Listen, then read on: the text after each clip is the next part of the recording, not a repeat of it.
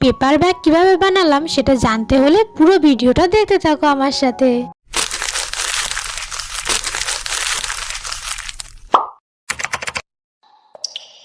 ওকে বন্ধুরা, কেমন আছো? আজকে আমি নিয়ে চলে এসেছি আজকে একটা পেপার ব্যাগ তোমাদের বানিয়ে দেখাবো। তার জন্য নিয়ে নিয়েছি প্রথমে একটা পেপার, তারপরে দেখো কিভাবে আমি আঠা দিয়ে আর শুধু পেপারটা দিয়ে একটা সুন্দর পেপার ব্যাগ বানিয়ে ফেলি।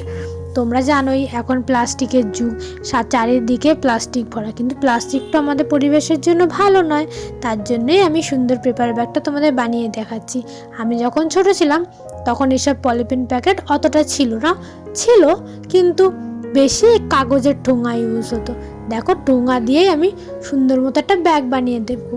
এখন ঠোঙা তো দেখতেই পাওয়া যায় না, আগে ঘরে ঘরে ঠোঙা বানানো হতো এবং সেই ঠোঙা দোকানে বিক্রি করে মানুষের দিন চলতো। কিন্তু এখন দেখো প্লাস্টিক কত ইজি, তার জন্য প্লাস্টিকটা বেছে নিয়েছে। কিন্তু মানুষ তো জানে না প্লাস্টিক আমাদের পরিবেশের জন্য কতটা ক্ষতিকর। কিন্তু দেখো আজকে আমি কাগজের ঠোঙা বানিয়েছি, একটু হলেও তো পরিবেশের উপকার হবে বলো। তোমরা যদি এটা বানাতে চাও তাহলে অবশ্যই আমার চ্যানেলটাকে ফলো করো, আর এরকম সুন্দর সুন্দর ভিডিও দেখার জন্য আমার চ্যানেলে অবশ্যই সাবস্ক্রাইব করে যেও। তোমাদের যদি ভিডিওটা ভালো লেগে থাকে তাহলে অবশ্যই লাইক, শেয়ার, কমেন্ট করে দিও।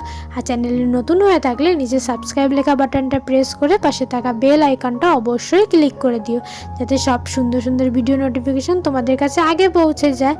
দেখো দেখতে দেখতে আমার ঠোঙা বানানো শেষ হয়ে গেছে। এবার দুটো হ্যান্ডেল বানিয়ে নেব, তাহলেই হয়ে যাবে। তোমরা যদি আমার কাছে কোনো আর্ট বা ক্রাফট বানানোর ভিডিও দেখতে চাও তাহলে অবশ্যই কমেন্ট করে বলো, আমি করে দেখানোর চেষ্টা করব। দেখো একই রকমভাবে আরেকটা ডান্ডি বানিয়ে নিলাম। এবার এইগুলোকে আঠা দিয়ে আমি ওই ঠোঙাটার উপরে লাগিয়ে দেবো, যেমন একটা ব্যাগ হয়ে যাবে।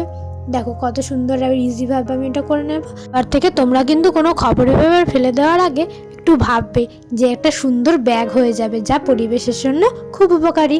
আজ তবে এই অবধি থাক, বাকি কথা হবে পরের ভিডিওতে। এবার বলো আমার এই সুন্দর ব্যাগগুলো কেমন হয়েছে।